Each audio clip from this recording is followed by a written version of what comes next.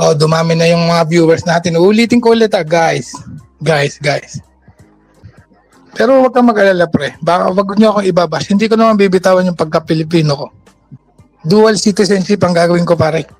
Yung kulay ng ano natin. Gusto ko kulay ng Australia. Kulay blue. Kulay blue. Matagal-tagal siguro bago ako umuwi ng Pilipinas. Dahil nga magpapakasal kami ni Pao, iintayin ko yung citizenship ko. Babaguhin ko yung passport ko dito.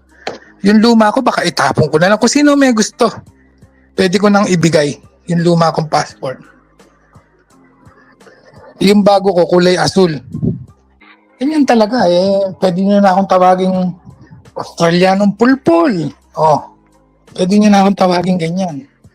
Kasi mag-iiba na yung kulay ng passport ko. Pasensya na kayo kung medyo nagyayabang ako ng konti pare ah. Kasi hindi naman lahat eh ganyan. Para sa akin pre, ano to eh. Isang malaking pagbabago sa chapter ng buhay ko ngayon 2025 pare. Iiwanan ko na yung PH kasi wala na ako sa PH. Iyo, ang dumi-dumi kaya dyan sa PH. Dumi-dumi kaya dyan. Papaguhin ko na citizenship ko guys.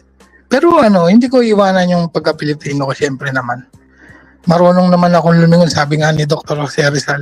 Ang hindi marunong lumingon sa pinanggalingan, kung matinig ay malalim. Kaya guys, don't worry guys. Hindi ko naman kayo makakalimutan.